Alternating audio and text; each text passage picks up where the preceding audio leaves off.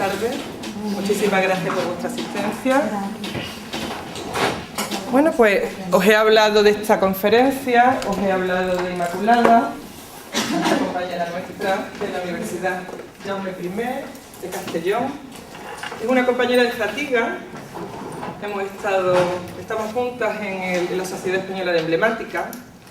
Tenemos investigaciones comunes, es decir, ideas sobre la investigación que están muy relacionadas, porque ella también trabaja sobre iconografía, sobre todo iconografía del poder.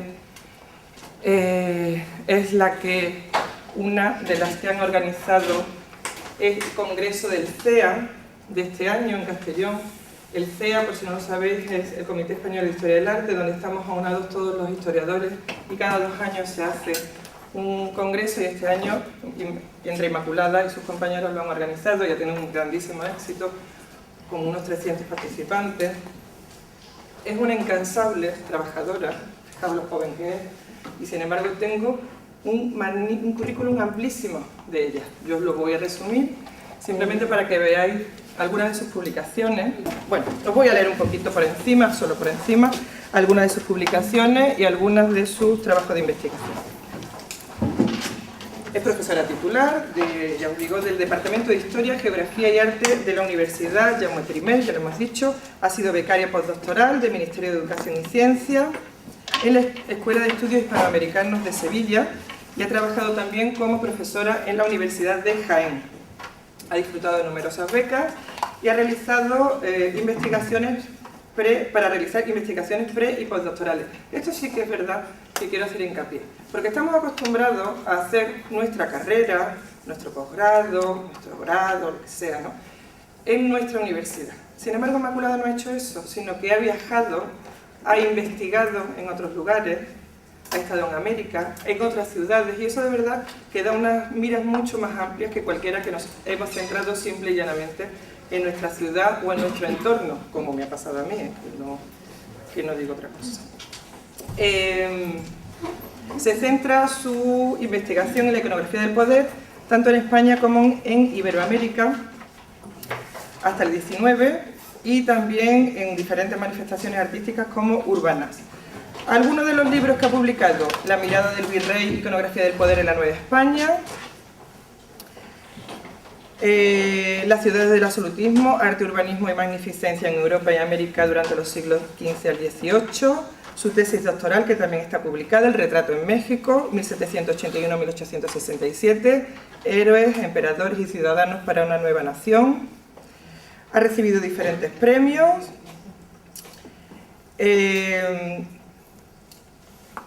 Además os lo voy a enseñar en clase el próximo día, tanto a los de máster como a los de cuarto, porque es una magnífica libro sobre fiesta barroca en Iberoamérica. Ya os lo enseñaré porque no solamente es interesante, por supuesto, por sus textos, sino también por sus imágenes. Es miembro de diversos grupos de investigación en torno a toda esta temática de imagen y poder, tanto en Iberoamérica como aquí en España. Y esta conferencia se la oí el año pasado, que me invitó a dar también una conferencia en Castellón, y cuando terminó le dije: el año que viene para Málaga, conmigo, con mis alumnos, y nos explica exactamente esta conferencia. Ha sido tan generosa que no solamente eso, sino que la ha ampliado para todos nosotros. Y además ya está publicada. Cuando me pueda mandar el PDF de la publicación, la colgaré en Campus Virtual y la podréis disfrutar tanto ahora como después leyéndola. Muchísimas gracias por vuestra asistencia y nada, vamos a esperar a también disfrutar con lo que nos explique Inmaculada. Bueno, pues muchísimas gracias. Quiero agradecer a la profesora Reyes Escalera su invitación a la Universidad de Málaga. Es la primera vez que vengo y la verdad me hacía mucha ilusión, conocer la universidad y visitar un poco más Málaga. Y bueno, pues especialmente Reyes se lo quiero agradecer porque quizá no lo sepáis, pero para mí Reyes es muy particular en mi vida académica, tiene un sentido especial porque ella estuvo en mi tribunal de tesis y estuvo en mi tribunal de oposición, con lo cual yo a Reyes pues eternamente agradecida y el vínculo especial que nos une, yo espero que para siempre, porque en el mundo académico. Bueno, He traído dos conferencias. La primera de ellas, como os comentaba Reyes, es una conferencia que organizamos el año pasado en el contexto de un ciclo de conferencias sobre arte, sobre Vanitas y representación de la muerte en el mundo barroco, y la segunda tiene que ver con el libro que os ha comentado Reyes, que es un trabajo del grupo de iconografía e historia del arte que llevamos a cabo los profesores de la Universidad Jaume I, y que un poco es una serie de planteamientos o de puntos básicos para conocer lo que es la fiesta barroca en los virreinatos americanos, que es la otra especialidad un poco en la que he trabajado yo.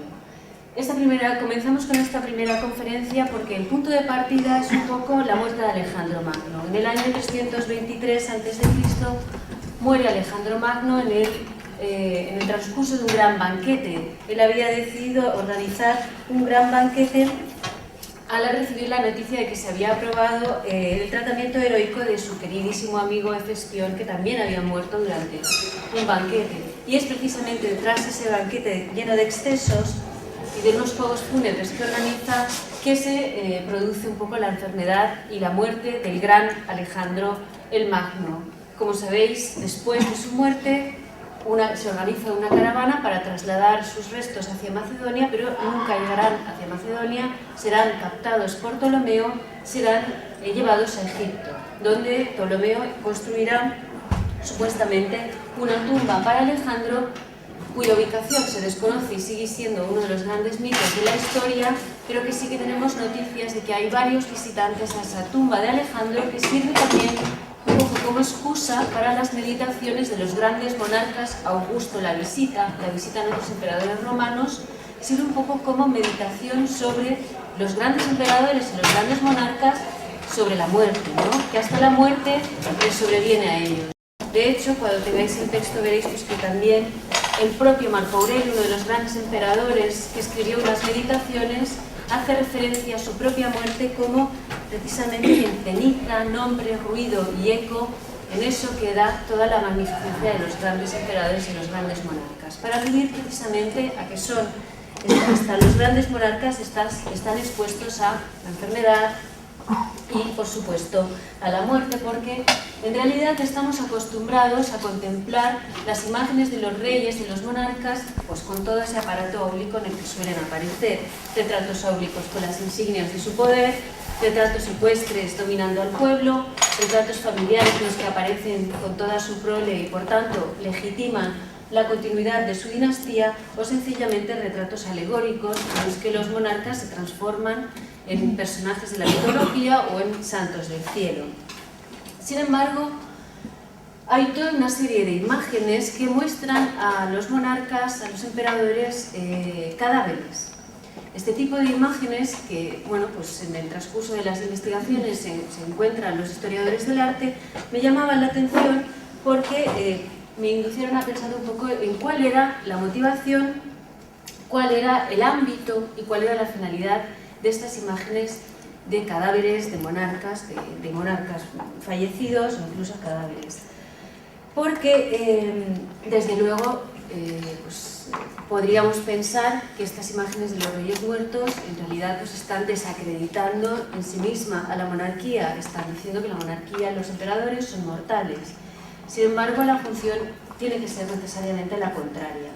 Y un poco la pista nos la da un texto de Juan de Zabaleta, un texto titulado Errores celebrados, en las que nos dice que efectivamente estas imágenes de los monarcas nos arrebatan los corazones, nos inducen a la devoción, pero sin embargo eso se acentúa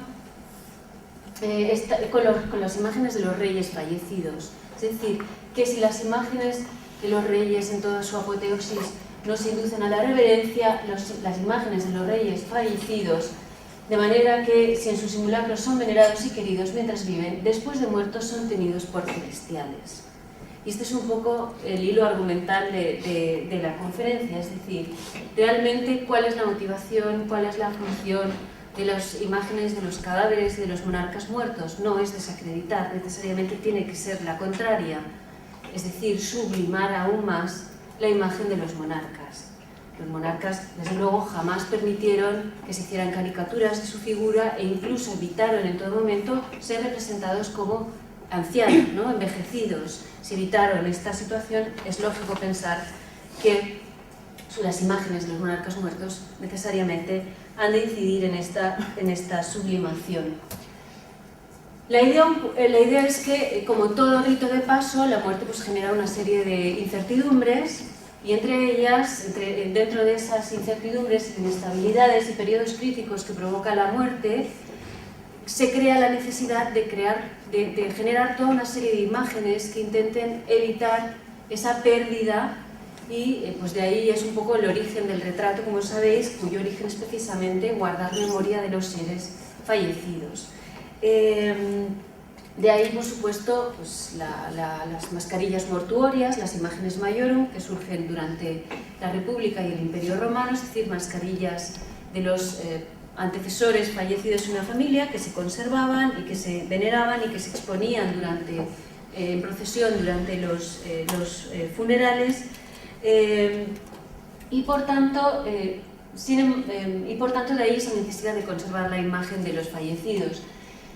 Que en el Renacimiento, por ejemplo, tenemos una gran cantidad de retratos de personajes fallecidos que, sin embargo, sabemos que son post-mortem, pero que se los representan en toda su apoteosis vital o en su mayor belleza. A pesar de eso, a pesar de esa vía de representación post-mortem de los muertos como personas, como si estuvieran vivas, bellas en su momento de mayor apoteosis, sin embargo, encontramos un gran interés también por representar a los cadáveres, ¿no? Por ejemplo, sabemos que el cadáver, la mascarilla mortuoria de Lutero, o la representación del cadáver de Lutero, era muy demandada, ¿no? Se pedía muchísimo en el ambiente del centro de Europa.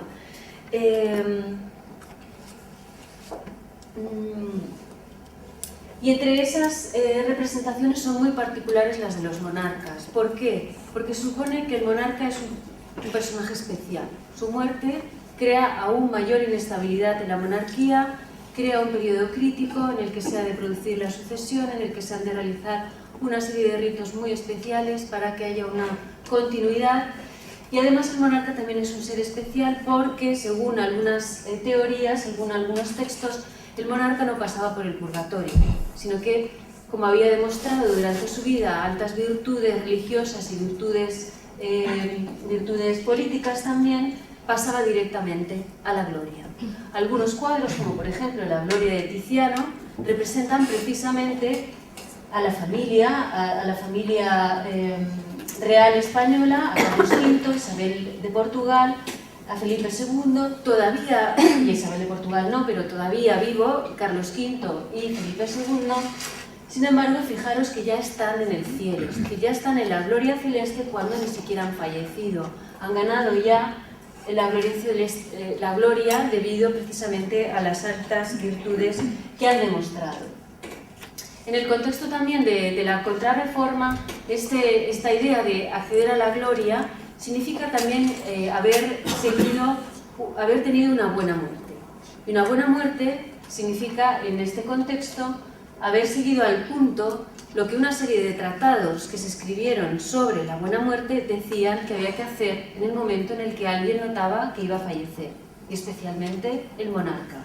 Se sucedía toda una serie de rituales y toda una serie de acontecimientos que aseguraban que el monarca iba a ir directamente a la gloria, iba a pasar directamente a los cielos, ¿no? Por decirlo de alguna manera, que había tenido una buena muerte según estos cánones y según estos tratados de la buena muerte.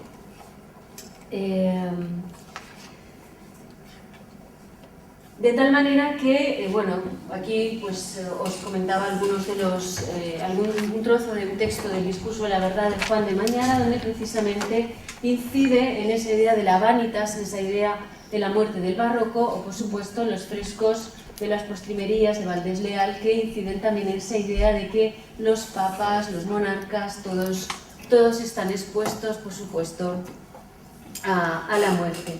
Porque en el Renacimiento y en el Barroco va a ser el momento donde vamos a encontrar un mayor número de imágenes de fallecidos. Incluso aquellos que supuestamente habían tenido una buena muerte, se suponía que tenían un bonito cadáver y que pues, se reflejaban sus rasgos en diversos soportes, como vamos a ver.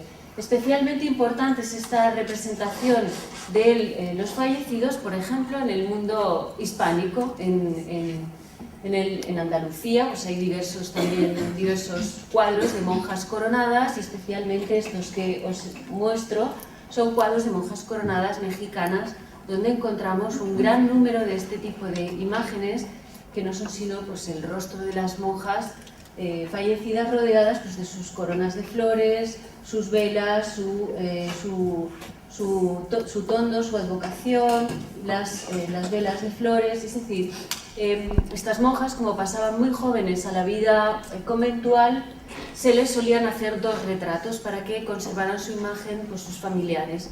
Un primer retrato cuando entraban en religión, y el último de los retratos cuando fallecían, rodeadas de todos estos elementos que testimoniaban que habían tenido una muerte religiosa.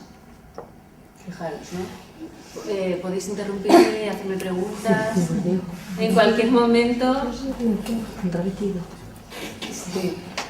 Pues este tipo de retratos donde informa de los datos fundamentales de la persona, pues la edad de la que fallece, el año en que fallece, y pues investiga de pues, su hábito monjil y pues, su cartela, sus coronas de flores. Por supuesto, el interés en mostrar el rostro cadáver, ¿no? Para testimoniar la muerte y la buena muerte. Lógicamente, estaban enclaustradas, pues no tenían contacto con sus familias. Y también son muy habituales en el mundo mexicano también las imágenes de niños muertos. Bueno, lógicamente también los retratos de niños pequeños son poco habituales. A veces estos pequeños pues no les daba tiempo a hacerles una imagen adecuada cuando fallecían, con lo cual pues realmente se les hacía precisamente estas imágenes justo en el momento de su muerte, al menos para conservar un recuerdo, ¿no? Pues como muchas en el 19 se hacían fotografía, ¿no? También de los muertos, ¿no? Seguro que habéis visto la película de Los Otros. Bueno, pues bien, fijaros también, estos niños son habitualmente, estas niñas habitualmente vestidos para la exhibición de su cadáver con hábitos religiosos también, rodeados de flores que hablaban de su virginidad o que hablaban de la pureza de su espíritu, o incluso, como veis aquí, vestidos como angelitos, ¿no? Con estas alas y estos vestiditos. Bueno, pero como os decía, la muerte del monarca no es una muerte cualquiera. La muerte del rey pues, causa un periodo crítico, un estado de fragilidad, un estado de incertidumbre en la monarquía. Y por lo tanto se debe seguir todo un ritual que haga notar visualmente precisamente esa continuidad de la dinastía. Y también, como veremos, la doble naturaleza del rey. La naturaleza física, es decir, la naturaleza mortal, su cuerpo mortal que fallece, y la naturaleza simbólica, es decir, el cuerpo simbólico del rey que no muere nunca y que se continúa, por supuesto, en su sucesor. Esta es una idea que desarrolló un historiador, Ernest Kantorowicz, hace ya muchos años, pero que es muy útil para comprender la serie de imágenes que vamos a ver y los rituales que vamos a ver en las cortes europeas y en las cortes de los Habsburgo, la corte hispánica y la corte austríaca, sobre el ritual y las imágenes que se generan en torno al cuerpo cadáver del monarca. Una serie de artefactos visuales muy ricos y muy interesantes en torno precisamente a estas dos naturalezas regias. Por supuesto, para el cuerpo físico, una vez sucede la muerte, empieza el proceso de preparación de sus restos. La autopsia, el embalsamamiento, el entierro, que apenas puede durar unos días, depende de determinadas circunstancias, como veremos. Mientras que meses después, tiempo después, meses incluso, tiene lugar los rituales, la pompa en torno a la naturaleza simbólica del monarca, que son las exequias regias, ¿no? Las exequias oficiales regias, y que es el momento precisamente de apoteosis regia, el momento de despedida final del monarca. Entre ese momento del fallecimiento del rey y esas exequias simbólicas del monarca hay toda una serie de rituales que garantizan, por un lado, la legitimidad del sucesor y por otro lado la buena muerte del rey, y que son rituales muy importantes para precisamente permitir ese paso del rey a la gloria que comentábamos. Bueno, ¿y qué posibilidades hay de representación de la muerte del rey? Pues encontramos fundamentalmente dos representaciones básicas de la muerte del rey.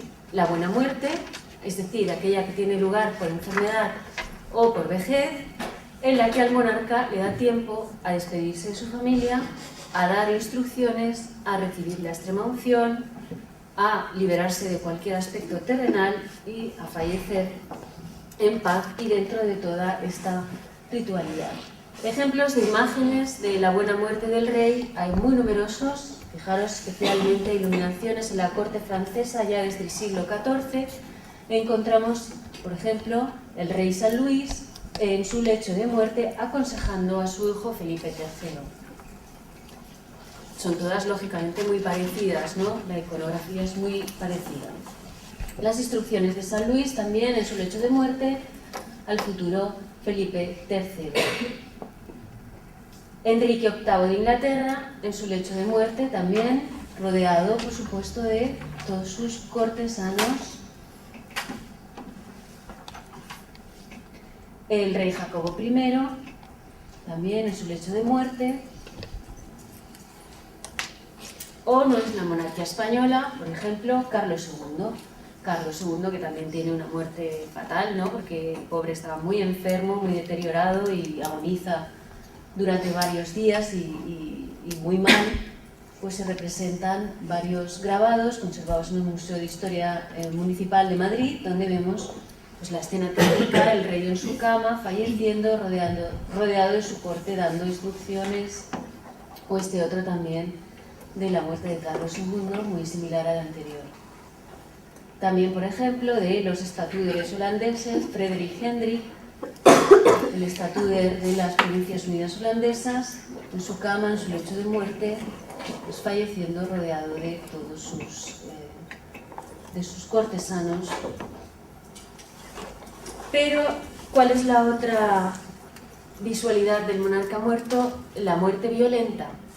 La muerte violenta, que además supuestamente es una muerte mala, es una mala muerte, y que estas imágenes que se configuran para representar la muerte violenta de los monarcas son precisamente imágenes admonitorias, es decir, imágenes que lo que intentan es avisar de que no se produzcan estas malas muertes, de que estas malas muertes tienen consecuencias siempre negativas. ¿Esto cuándo sucede? Pues cuando el monarca es asesinado o cuando el monarca es pues decapitado, ¿no? Por ejemplo.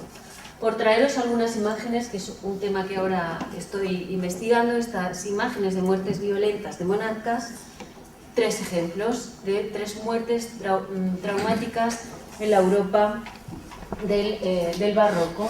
La primera de ellas, bueno, aquí tenéis, es el asesinato de Guillermo de Orange, el gran héroe de la independencia de las Provincias Unidas holandesas, que es asesinado en el castillo de Prinsenhof, en Delft, por un católico pagado por el monarca español, por Felipe II, que había intentado en diversas ocasiones asesinar a Guillermo de Orange, que era el gran rebelde en contra de los españoles en Holanda, y Felipe II había mandado ya a varios asesinos intentar matar a Guillermo de Orange. Finalmente lo consigue y se lo asesina con un disparo a quemarropa dentro de su propio palacio. Por supuesto, inmediatamente el asesinato tiene lugar en 1584, inmediatamente surgen muchísimas imágenes, por ejemplo de estas de Franz Hohenberg, pero de otros grabadores que están grabando y están testimoniando todo lo que está sucediendo en la guerra en los Países Bajos, ¿no? La guerra entre España y los rebeldes, muestran también, por supuesto, el asesinato de Guillermo de Orange. Este asesinato, Guillermo de Orange, que hasta ese momento era un rebelde contra la monarquía española, sin embargo, lo que va a producir es el efecto contrario, es decir, a la causa holandesa lo que le da es un mártir. Esta es un poco la idea de las muertes violentas. las muertes violentas de los monarcas por asesinato o por decapitación, como veremos, en realidad lo que hacen es, por un lado, advertir del problema, los problemas que causan las muertes violentas de los monarcas, pero por otro lado se produce un proceso de sublimación muy diferente al de la muerte natural. Si la muerte natural, la muerte por vejez, por enfermedad, convierte a los monarcas en santos, porque han tenido una buena muerte, van a la gloria, la muerte violenta los convierte en héroes y en mártires. Es decir, les dota de una causa. En el caso de Guillermo de Orange, la muerte de Guillermo fue el hecho que permitió que el autogobierno holandés fuera una realidad, es decir, fue la excusa perfecta para los holandeses para rebelarse ya definitivamente contra la monarquía española y tener un héroe nacional. Hasta tal punto que muchísimo tiempo después todas las historias sobre la rebelión de las provincias holandesas, incluso en 1732, van a representar esa muerte, van a tener en su interior, en sus páginas, en sus ilustraciones, esta imagen de la muerte violenta de Guillermo de Orange. Una segunda muerte violenta, la de Enrique IV de Francia. Enrique IV de Francia, si recordáis también, pues en realidad es protestante, se convierte al catolicismo para poder acceder al reino francés, para poder acceder a la corona francesa, es el famoso que dice lo de París, bien vale una misa. Se convierte al catolicismo, pero en realidad su conversión no es del todo aceptada, y en 1610 es asesinado por un católico, un ultracatólico, Ravaillac, que mientras el monarca pasea en su carroza le clava un cuchillo en el pecho, le clava un puñal 2 veces en el pecho. Por supuesto, también inmediatamente después del asesinato aparecen cantidad de grabados, cantidad de imágenes, son muchísimas, en las que se muestra el asesinato de Enrique IV por parte de Ravaillac, y fijaros cómo una segunda escena nos muestra las torturas que infligieron al asesino después, ¿no?, de tenerlo, ¿no? Pues fijaros, ¿no?, lo achicharran, le hacen la tortura hasta estirarle el cuerpo, en fin, todas las torturas que le hacen a Ravaillac por haber asesinado al monarca. Pero ¿qué es lo interesante de la muerte del monarca de Enrique IV? Que se le hace la autopsia, y en esta autopsia se determina que ha fallecido por dos cuchilladas en el pecho. Este hecho, esta autopsia, enseguida va a servir para darle un fundamento martiriológico a la muerte de Enrique IV, que va a ser comparado con Cristo atravesado por la lanza de Longino, que se va a convertir también todo este argumento de mártir de la causa hugonote en Francia, ¿no?, en contra del católico. Fijaros, ¿no?, esta otra imagen, en muchas en la Biblioteca Nacional de Francia, en otros museos, donde vemos la escena del asesinato, Ravaillac aquí con el cuchillo y por supuesto también pues las torturas que se le hacen después. El tercero de los asesinatos en realidad es una decapitación. Es la muerte de Carlos I de Inglaterra, debida sin embargo a la Revolución Inglesa y a las guerras civiles que asolan Inglaterra, aunque la cuestión religiosa pues también estaba en el trasfondo.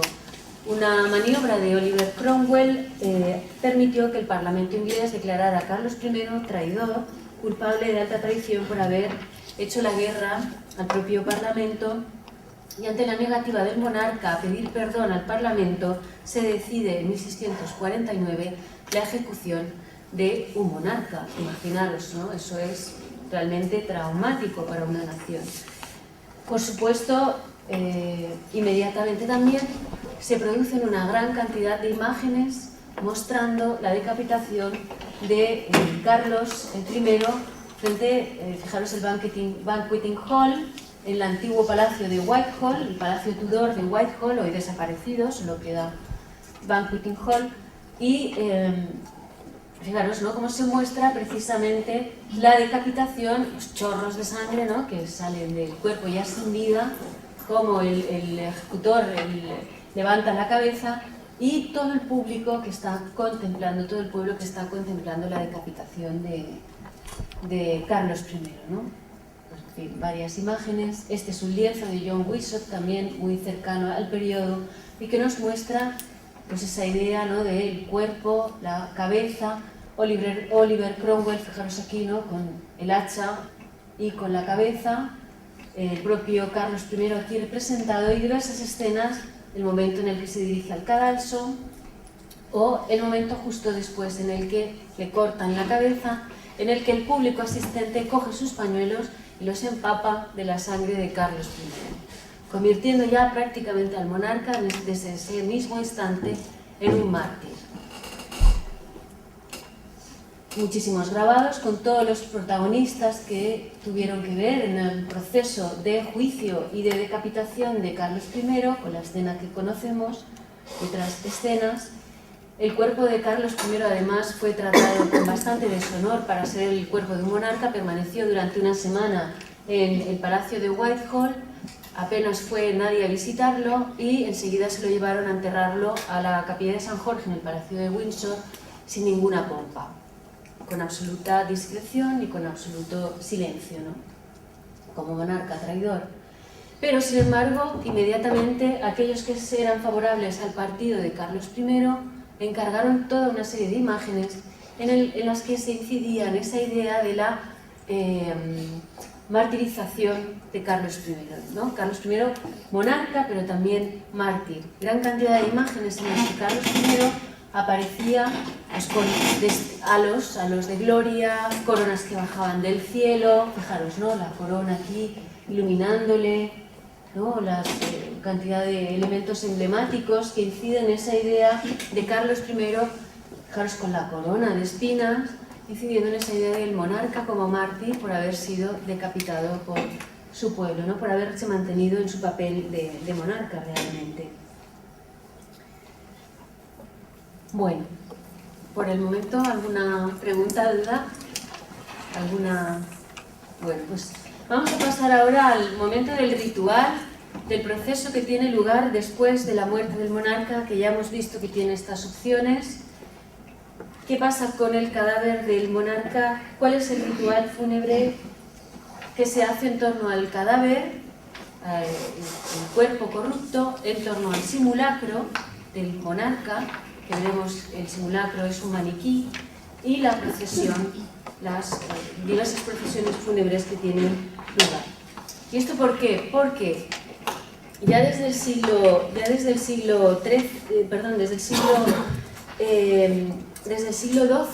pero sobre todo en el XIII y especialmente XIV, XV, XVI, vamos a ver una serie de rituales en torno al cadáver fallecido del monarca. Por supuesto, empieza todo un ritual y toda una serie de elementos visuales que reflejan toda esa visualización del ritual y de la imagen fúnebre del monarca, y especialmente lo que vamos a ver es el contraste, la comparación entre dos ámbitos, el francés, el inglés, o el inglés y francés en la corte de Lorena, con respecto a la monarquía española y los emperadores austríacos, que son muy diferentes. Por ejemplo, el contexto francés, inglés y la corte de Lorena van a utilizar un maniquí, una efigie o un simulacro para todos los rituales que tienen que ver en torno desde el momento de la muerte del monarca hasta el entierro de su cuerpo. Mientras que veremos que la corte española y la corte austríaca se niegan a utilizar este tipo de simulacros o de maniquís que representan al monarca muerto. Y es que a partir especialmente del Renacimiento, pero ya desde el siglo XII, por ejemplo, la corona inglesa empieza por diversas circunstancias, como por ejemplo la lejanía de la muerte del monarca, el mayor tiempo de exposición del cadáver del monarca. El cadáver del monarca tenía que ser expuesto para que toda la corte lo contemplara, para que se realizaran misas, asperges a su cuerpo fallecido y testimoniar esa buena muerte. Depende de cortes, pues duran más o duran menos días. Para para que ese proceso de disposición del cuerpo y entierro del cuerpo pudiera ser realizado sin que el olor, sin que la corrupción del cuerpo molestara, el cadáver del monarca es apartado y se utiliza para los rituales que tienen que ver de cera, de cuero, de madera, que se viste con las vestiduras del rey y que además pues se le dan los rasgos, se hace una mascarilla mortuoria, se le dan los rasgos del rey y se le representa como si estuviera vivo, ¿no? Por ejemplo, la corte inglesa es una de las pioneras en la utilización de las efigies, de los simulacros. Ya desde el siglo XII, como decíamos, se expone el cadáver del rey y ya sabemos que los Tudor, casi todos ellos, tuvieron una efigie, un simulacro que era utilizado durante las pompas fúnebres. El carácter de esta efigie es meramente conmemorativo, es decir, se trataba de mostrar la imagen del rey todavía en su apoteosis vital y además con la indumentaria de su coronación. Aquí tenéis, por ejemplo, la mascarilla mortuoria de Enrique VIII. La abadía de Westminster conserva varias de estas mascarillas mortuorias, Enrique VII, o bien incluso la procesión funeral de Isabel I en 1603, donde fijaros, vemos el féretro y encima del féretro el simulacro, es decir, el maniquí de Isabel I con las vestiduras de su coronación. Fijaros, ¿no?, la relación que narra el funeral de Isabel, dice precisamente The Lively Picture of Her Majesty, es decir, la imagen viviente de su majestad.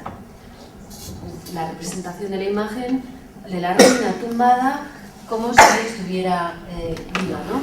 Y precisamente esta es el maniquí, la cabeza que fue utilizada durante los funerales de Isabel I, ¿no? El maniquí que representa su majestad, conservado también en la abadía de Westminster.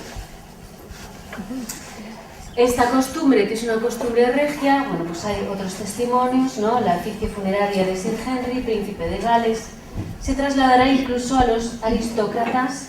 En 1734, el duque de Buckingham muere en el Grand Tour, muere haciendo el Grand Tour por Italia, y su cuerpo tiene que ser trasladado a Inglaterra para realizar los funerales apropiados a su categoría. Lógicamente, no se puede emplear, no se puede mostrar el cuerpo, no se puede exhibir el cadáver debido a la corrupción, y se cubre el ataúd con una efigie del duque de Buckingham, pues como si estuviera muerto, ¿no? Realmente, con todos sus ropajes. En Italia también va a haber un gran interés en realizar mascarillas mortuorias a los grandes personajes. Sin embargo, los principados italianos son diferentes, especialmente, por ejemplo, la familia de los Medici no son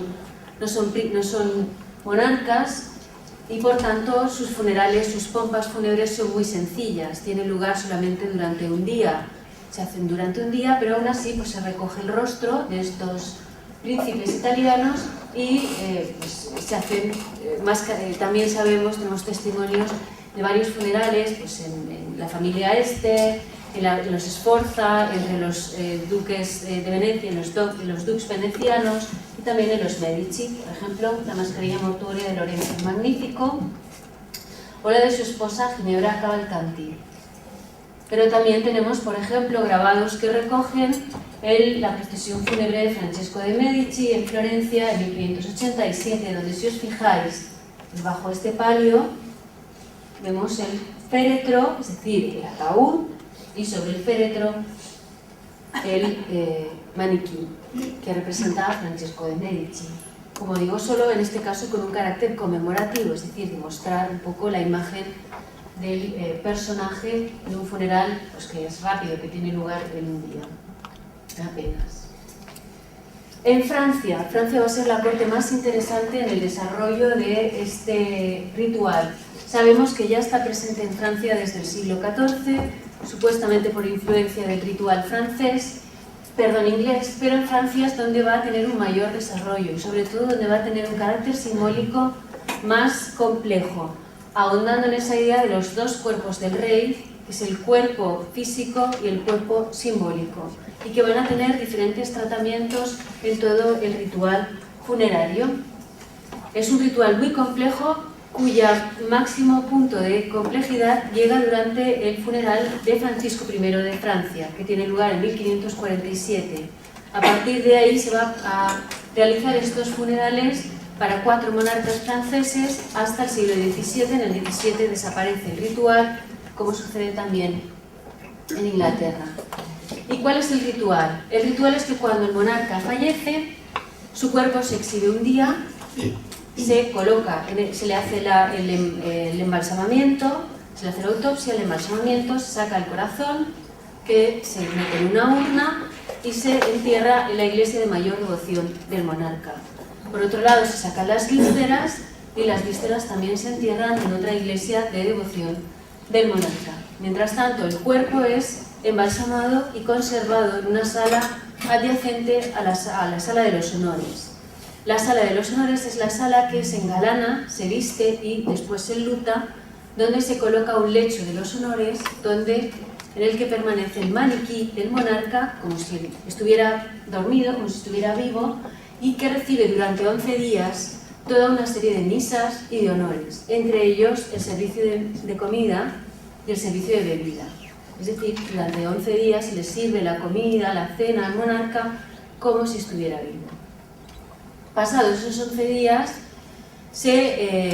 comienzan los funerales oficiales en los que se lleva junto al féretro, en una entrada triunfal en París, se lleva al maniquí del monarca investido con la indumentaria de la coronación para recibir una especie de entrada triunfal en la ciudad de París, desde el palacio donde hubiese muerto, ¿no? Pues si han muerto en París, pues se sale a las afueras, se vuelve a entrar, en fin, si han muerto en otros castillos, lógicamente, en cuanto fallece el monarca, el primer pintor de la corte, el primer pintor del rey, es el que debe de hacer la mascarilla mortuoria, debe trasladarse al palacio donde esté y hacer la mascarilla mortuoria y los juegos de manos de cera también para llevar las insignias del poder.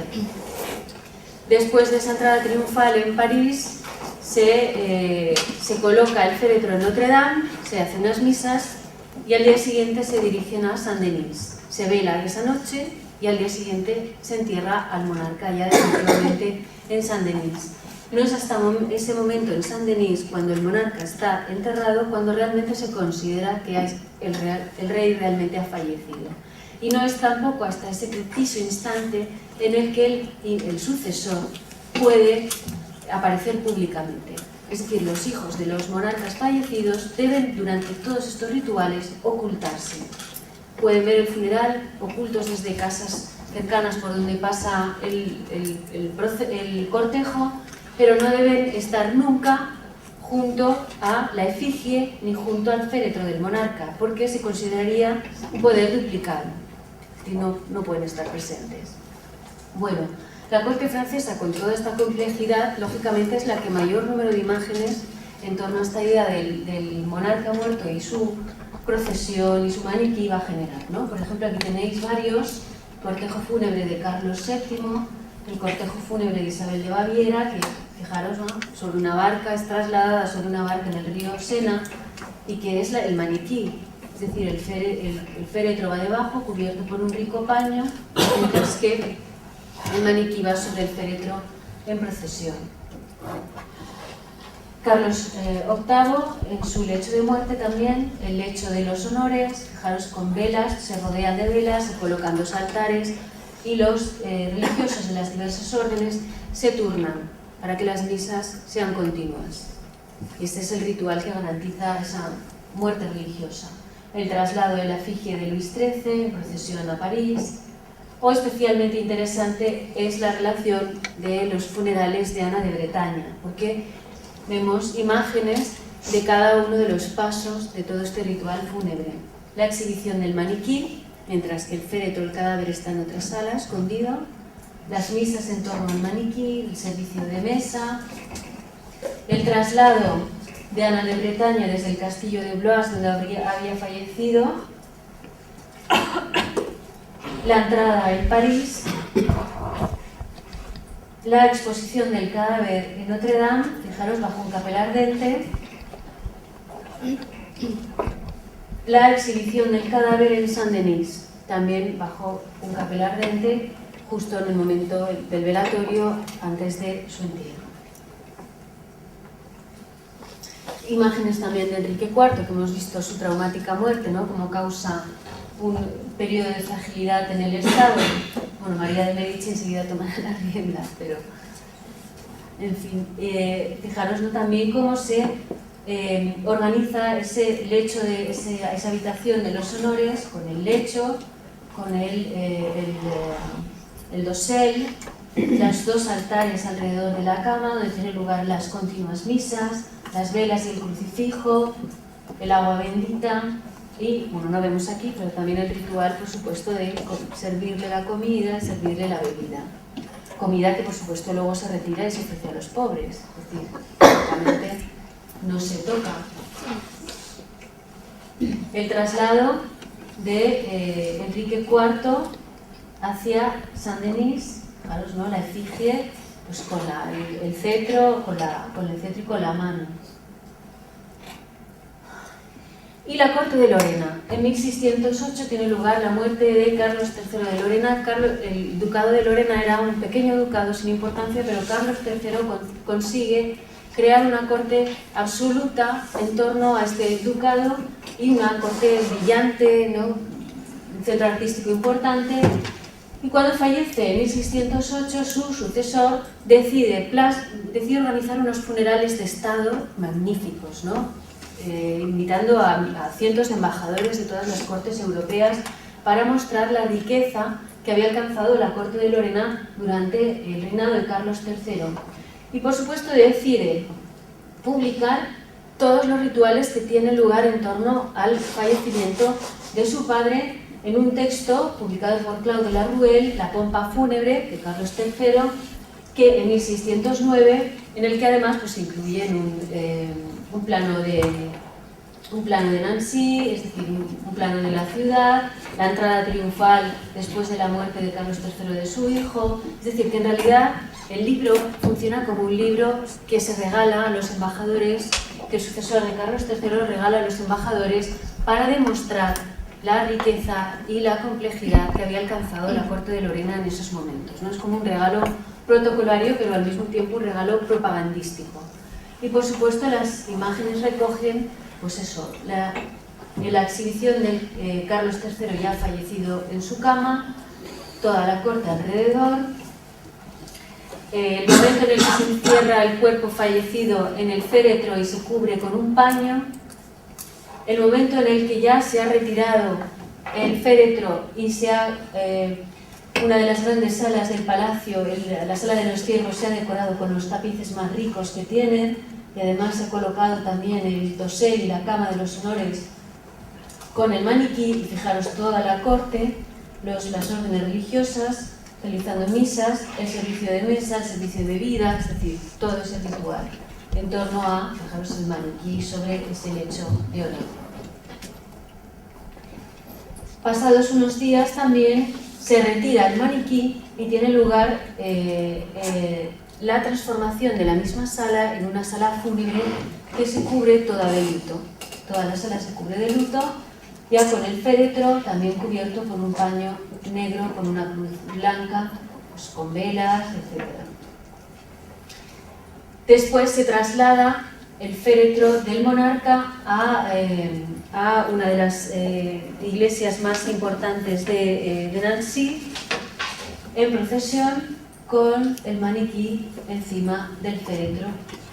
La iglesia de San Jorge de Nancy, fijaros, vestida de luto también, con toda la corte y el capel ardente que se construye para los honores.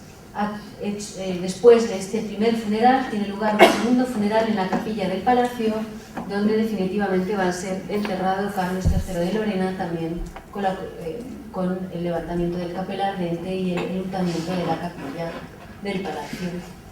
Por supuesto, toda la corte vestida de luto, ¿no?, con estos paños negros. Sin embargo, nos vamos a la otra órbita, la órbita española.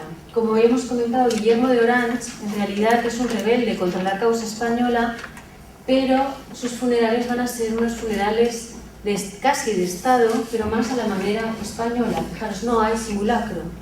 Aquí solo está el féretro cubierto, también debajo de un pequeño capel ardente, y las insignias del poder de Guillermo de Orange. Una relación festiva que también manda a publicar su hijo, también como elemento propagandístico de la importancia de la causa de Guillermo de Orange. Fijaros todos pues, los cortesanos con los escudos heráldicos de las posesiones de los Orange. Y, pues, el casco, las insignias militares. Fijaros el féretro, ¿no? No hay maniquí, ¿no? En esta órbita española no hay maniquí. Esta utilización del cuerpo doble del rey tiene su paralelo en los monumentos funerarios. Los monumentos funerarios de Saint-Denis, por ejemplo, las tumbas de Luis XIII y Ana de Bretaña realizadas por los Justi, fijaros que vuelven a mostrar esta idea del doble cuerpo del rey. El cuerpo físico, que aquí aparece desnudo y putrefacto, pues con gusanos, con rictus de dolor, y el cuerpo simbólico, es decir, la imagen de los monarcas orantes en todo su esplendor. Fijaros, ¿no? El rictus de la muerte, con gusanos, con las incisiones incluso de las autopsias, o las tumbas de Francisco I y Claudia de Francia, también de Philibert Delorme, igual, ¿no? Los cuerpos en transit, que ya acuñó Panofsky, ¿no? Esos cuerpos en tránsito hacia la muerte, y los cuerpos simbólicos, gloriosos. O también las tumbas de Enrique II y Catalina de Medici, de Primatricio y Pilón. Y sin embargo, de nuevo, la órbita española. ¿Qué sucede con la tumba de Guillermo de Orange? Guillermo de Orange aparece sentado, que es algo bastante impropio, porque lo lógico es que aparezcan en pie o bien orantes. Sin embargo, Guillermo de Orange, el hijo de Guillermo de Orange, que es el que encarga la tumba, sin embargo no aparece orante, lógicamente porque va en contra del catolicismo español, y aparece sin embargo sentado. Pero además su cadáver yacente es un cadáver vestido como si estuviera dormido. Es decir, en ningún momento muestra esa corrupción del cuerpo. Lo mismo sucede con los emperadores austríacos. Maximiliano I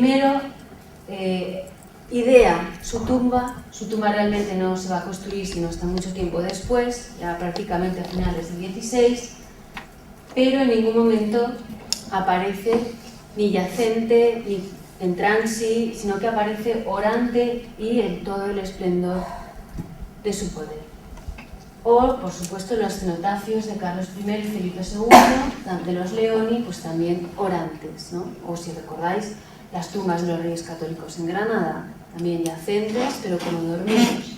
Digo, dormidos o orantes. En ningún momento aparece el cuerpo corrupto, porque como os comentaba, pues lo vemos también en el Panteón, realmente las tumbas son también muy sencillas, ¿no? En el Panteón del Escorial. Realmente se intenta evitar en todo momento en la corte hispánica o en la órbita de la corte hispánica esas imágenes de los reyes fallecidos y esas imágenes mortuorias. Sin embargo, a pesar de esto, a pesar de que se intenta la llamada pietas austríaca, esa religiosidad tan particular que tienen los monarcas españoles y los monarcas austríacos, que intentan evitar esa representación, ese tratamiento del cuerpo, pues de autopsias incluso, ¿no? Ese tratamiento especial de la representación del cuerpo muerto. Sin embargo, vamos a ver algunas imágenes, y esto nos lleva un poco a ver cuáles son esas funciones que hasta ahora hemos visto y que vamos a ver del retrato mortuorio. Notificar la muerte para garantizar la legitimidad del sucesor, garantizar el paso a la gloria del monarca al testimoniar su buena muerte y los rituales religiosos en torno a su cadáver, es decir, desde el momento en que muere o en que va a morir y hasta el momento en que es enterrado, llevar a cabo satisfactoriamente los funerales, en el caso de que haya fallecido fuera, o en el caso de que se haya corrompido el cuerpo. Otra función es dar testimonio del fallecimiento para enviarlo a otras cortes por motivos familiares, por alianzas dinásticas, es decir, retratos de muertos que se encargan por parte de familiares para tener un testimonio de esa muerte, o bien para testimoniar que se ha roto un contrato matrimonial entre diversas cortes porque se ha producido el fallecimiento. Y por supuesto también estas imágenes de muertos funcionan como memento mori, es decir, con una intención didáctica y ejemplificadora dentro de todo este mundo barroco. Por ejemplo, un retrato muy interesante que funciona como retrato conmemorativo, pero también como retrato testimonial. El retrato de Ana María Luisa de Medici, la esposa del elector del Palatinado, Johann Wilhelm. En 1716 muere el elector del Palatinado y Ana María Luisa de Medici regresa a Florencia en 1717. Justo antes de ese regreso, Franz Doggen hace un retrato de la viuda junto con el retrato del cadáver del elector del Palatinado investido con todo su indumentario. Fijaros, ¿no?, que testimonia no solo que el elector ha muerto pues, rodeado de todas sus insignias, sino que además ha tenido una buena muerte y una muerte cristiana, testimoniada por la presencia del crucifijo. Pero además Ana María de Medici quiere testimoniar que ella da fe de esa buena muerte y que además es una buena viuda. Es decir, que es una viuda que a partir de ese momento va a vestir de negro, se va a retirar pues, del mundo, de la mundanidad de la corte.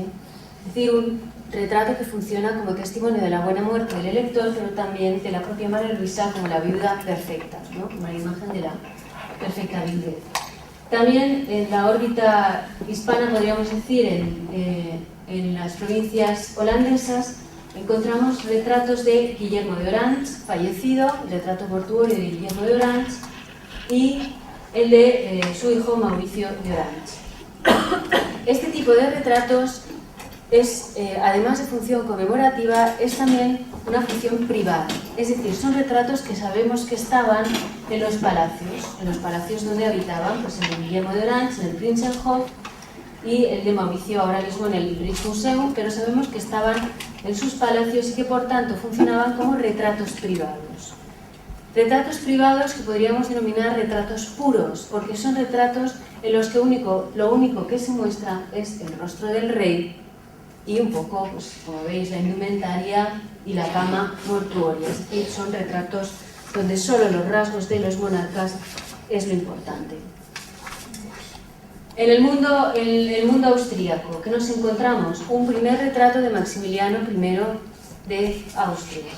El emperador había dispuesto lo que se quería que se hiciera con su cuerpo, cómo se quería que se le embalsamara, cómo quería que se le enterrara, cómo quería que fuese su tumba, dónde quería ser enterrado, en Innsbruck, aunque finalmente hemos visto el monumento funerario de Maximiliano I en Innsbruck, no está enterrado allí.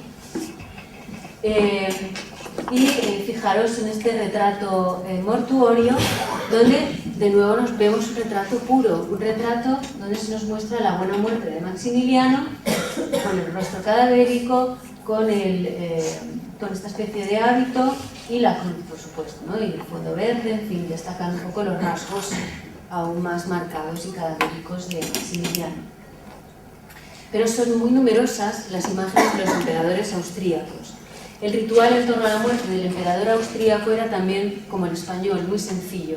Se exponía entre 1 y 3 días y era enseguida enterrado. Se exponía el cuerpo cadáver y enseguida se le enterraba. Aunque los austríacos sí que realizaban autopsias. Hacían embalsamamiento y se retiraban también las vísceras y el corazón, que eran enterrados en otras iglesias. Y por supuesto se dejaba testimonio de la exhibición del cadáver durante los 3 días en los que pues, la corte lloraba la muerte del emperador. Por ejemplo, Leopoldo I, de Leopoldo I hay diversas imágenes con la corona húngara, con la corona bohemia, con toda la corona del emperador, todas sus insignias rodeando el lecho y velas, cruces, misas.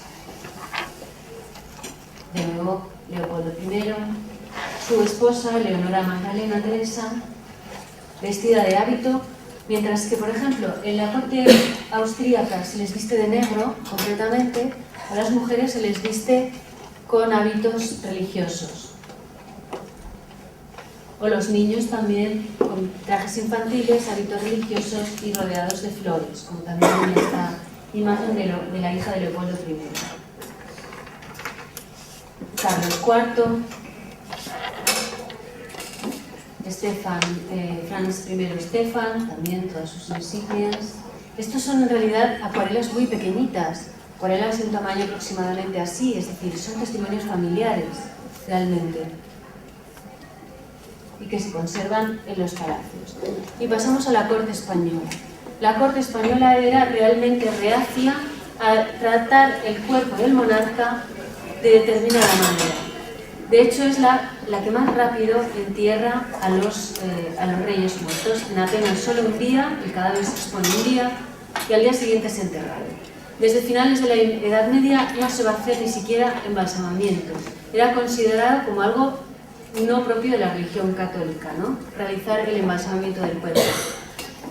Y además tampoco se hacían imágenes, ¿no? El cuerpo se exponía durante muy poco tiempo en la sala principal del Palacio del Alcázar, se hacían misas, se hacía el velatorio y enseguida se llevaba a ser enterrado. Pero sin embargo, en 1665 tiene lugar la muerte de Felipe IV. La muerte de Felipe IV, que es el gran monarca, sí que va a generar una imagen que al menos conozcamos, en la que Felipe IV aparece muerto. Sabemos que hubo algunas anteriores, por ejemplo, sabemos que Margarita de Austria, la esposa de Felipe III, existió una imagen de ella muerta en formato naipe, es decir, en formato de pequeña acuarelita, pero que pues ha desaparecido. Sin embargo, por la lectura de la vida y la muerte de Margarita de Austria, sabemos que apenas se exhibió su cadáver durante un día y al día siguiente se enterró, y que no hubo ni siquiera, pues, las pompas simbólicas tuvieron lugar mucho tiempo después, que no hubo, aparte de misas, pues grandes pompas fúnebres. Sin embargo, con Felipe IV esto va a cambiar. Va a ser un monarca al que ya se le va a hacer se va a embalsamar, y su cuerpo sabemos que se expuso durante 3 días. Sabemos además que vistió ropajes ricos, es decir, ropajes bordados de plata. Sin embargo, el cuadro que le representa fallecido lo muestra vestido de la orden franciscana. ¿Por qué?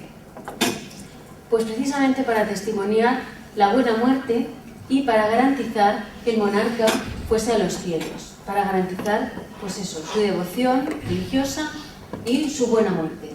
Otro elemento que testimonia su buena muerte es el crucifijo. Desde Carlos V, este crucifijo que perteneció a Carlos V, se va a imponer la costumbre de que los monarcas sostengan en el momento preciso de su muerte el crucifijo de Carlos V, que Felipe II cogerá del féretro de su padre cuando mande la traslación de los restos al Escorial. Cogerá ese crucifijo y a partir de ese momento todos los monarcas españoles van a fallecer con el crucifijo de Carlos V y una vela en las manos. Este retrato es interesante porque quizá fue de tamaño natural, pero en algún momento debió de ser cortado, y aunque pues es un retrato anónimo, se ha querido atribuir al círculo de personajes que confeccionaron las exequias fúnebres simbólicas. Pero también en 1621 tiene una muerte traumática para la corona española, la muerte del archiduque Alberto de Austria, el gobernador de los Países Bajos. Enseguida se van a generar imágenes como esta, en la que vemos que en el castillo de Bruselas se configura este lecho mortuorio rodeado de velas, con el dosel y el cuerpo del archiduque Alberto, de nuevo de hábito franciscano, tumbado con las insignias también de su gobierno y rodeado de toda la corte y las órdenes religiosas, con los 2 altares donde tiene lugar las diversas misas. Hasta tal punto fue traumática que se realizó incluso una imagen para mandar a las descalzas reales donde estaba enclaustrada su hermana, Sor Margarita de Austria, para que Sor Margarita de Austria conservara una imagen de su hermano fallecido y que testimoniara también la buena muerte del archiduque Alberto, con el crucifijo en las manos y pues, la corona y los diversos elementos de su poder, pero con el hábito franciscano. De hecho, otra de las muertes traumáticas, la de la reina María Luisa de Orleans, un lienzo encargado por los carmelitas porque la reina había pedido ser enterrada con el hábito carmelita. Estos carmelitas de Madrid encargan la realización a Sebastián Muñoz de este magnífico lienzo, donde además de representar la exhibición del cadáver de María Luisa, exigen que el pintor muestre también en el lienzo la imagen de la belleza de la reina, ¿no? Fijaros cómo exigen que Sebastián Muñoz represente también un retrato de la reina en toda su apoteosis. La verdad es que en realidad, antes de casarse con Carlos II, María Luisa es muchísimo más guapa. La pobrecita, cuando viene a España, le obligan a vestir a la española y a peinarse a la española. Pero los retratos antes del matrimonio con Carlos II la muestran una mujer bellísima, educada en la corte de Versalles, con una ligereza de su indumentaria y de su cabello y un aspecto lozano y joven que, sin embargo, cuando llega a la corte española, pues un poco podríamos decir que se estropea. Y por supuesto también estas monjas del convento de las Descalzas Reales y de la Encarnación de Madrid son conventos donde los familiares de los Austrias, las hijas de los Austrias que quieren entrar en devoción se enclaustran, o incluso las hijas bastardas, ¿no? Muchas hijas bastardas de los Austrias van a permanecer en estos dos grandes conventos de Madrid y van a encargar continuamente retratos de sus familiares fallecidos, especialmente Sor Margarita de la Cruz, que os comentaba, ¿no? Por ejemplo, también sabemos que Sor Margarita de la Cruz pudo tener este retrato de la infanta María, una de las hijas de Margarita de Austria y de Felipe III, donde también nos la muestran con hábito religioso, con la cruz y con la coronita de flores para aludir a su virginidad.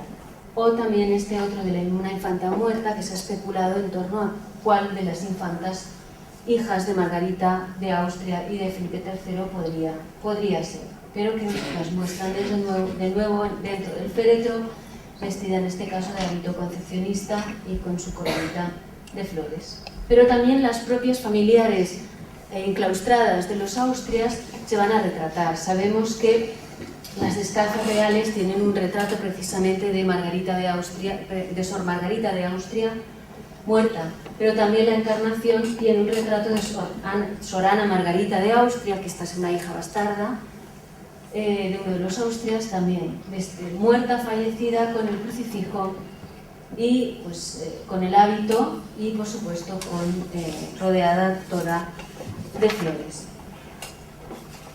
Bueno, como hemos visto, por tanto, pues para resumir un poco, la idea es que hasta habituados a ver las imágenes de los monarcas, siempre la mayor importancia que se da a esa representación simbólica del rey en las exequias fúnebres o a las imágenes áulicas de los monarcas, vemos como también, sin embargo, y a pesar de esa especie de repudio que hay por parte de la corona española a determinado tratamiento del cuerpo muerto del rey o a mostrar su imagen, sin embargo, vemos que sí que hay algunas imágenes que tienen esas funciones que hemos visto. Son imágenes privadas que se conservan en los monasterios donde están enclaustrados los familiares de los Austrias, pero son también imágenes que muchas veces sirven como testimonio de la muerte. Por ejemplo, sabemos que de este retrato se hicieron 7 copias.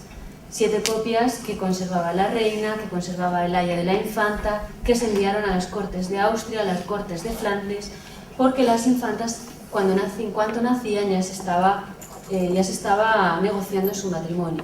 En el momento justo de su nacimiento ya se va negociando, y muchas veces estos cuadros servían de testimonio de la muerte de la infanta para precisamente justificar la ruptura de esas negociaciones matrimoniales, o como hemos visto también como pues, testimonio o de afecto hacia las infantas.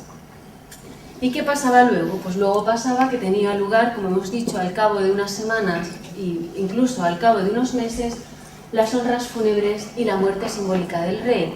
El cadáver ya llevaba meses enterrado, pero meses después se organizó, lógicamente porque llevaba mucho tiempo, se organizaban estas honras fúnebres, se testimoniaba esta muerte simbólica del rey y, por supuesto, la sucesión. Una muerte simbólica que tiene lugar, que se realiza mediante otro gran y enorme aparato visual.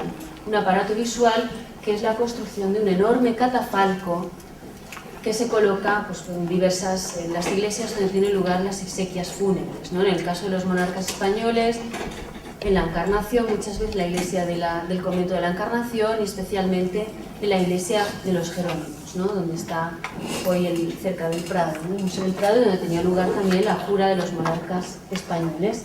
Enormes aparatos que hacen alusión a esa muerte simbólica del rey, grandes construcciones efímeras que a través de jeroglíficos, de esculturas y de otros elementos iconográficos pues aluden a esa muerte simbólica del rey.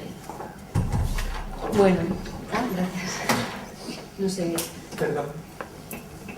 Bueno, por mi parte esta primera conferencia pues ya finalizo. Si tenéis alguna pregunta, alguna duda, nada, dime. Sí, yo la imagen del monarca presentado como mártir me ha recordado a la imagen del asesinato de Marat.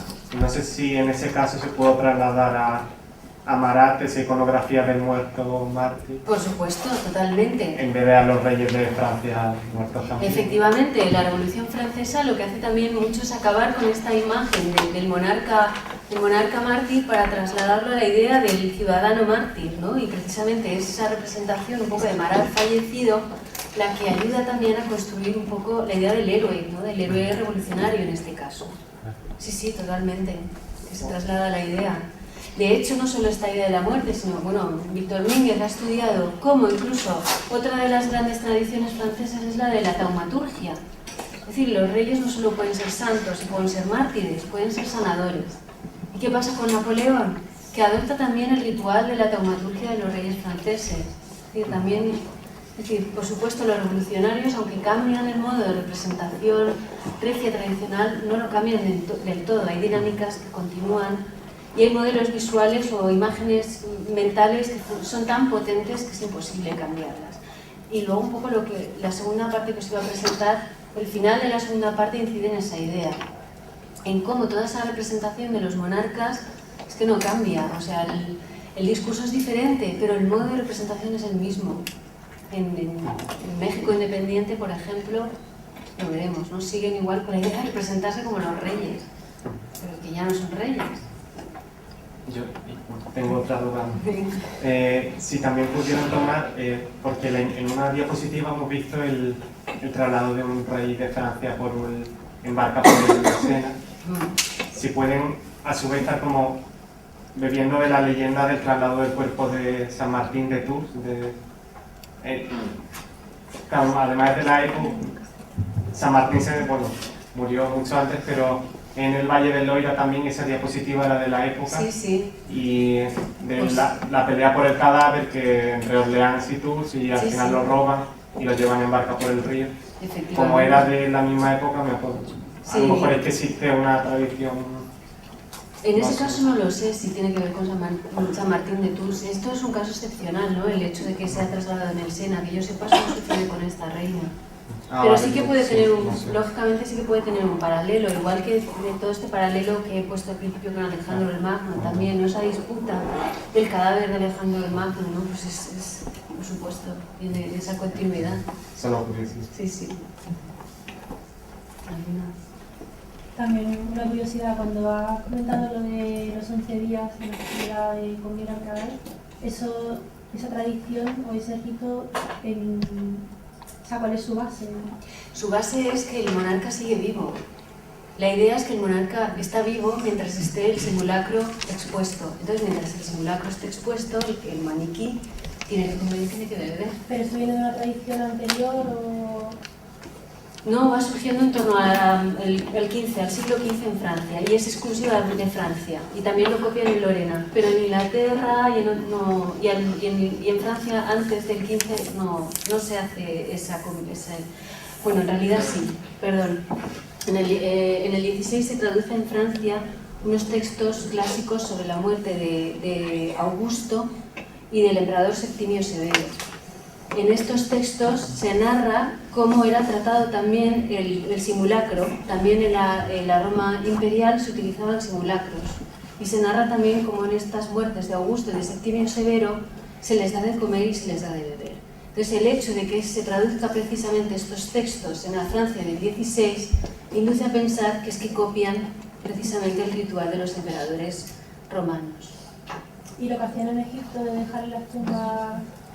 Está muy alejado. Sí, efectivamente. Yo creo que es la misma idea, pero lo que pasa es que está alejado. ¿Pero puede ser una herencia o no? Ahí ya no lo sé, no lo creo.